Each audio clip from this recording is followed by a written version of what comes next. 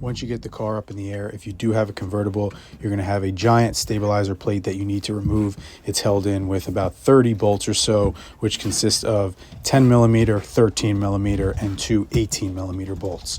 Once you have those removed, it'll expose the resonator pipe like you can see here.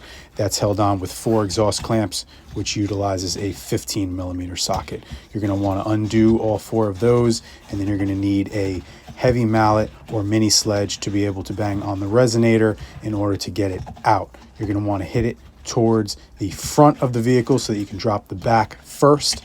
Once you have the back drop, then you're going to want to hit it on the front towards the back of the vehicle so you can drop it from the front of the part.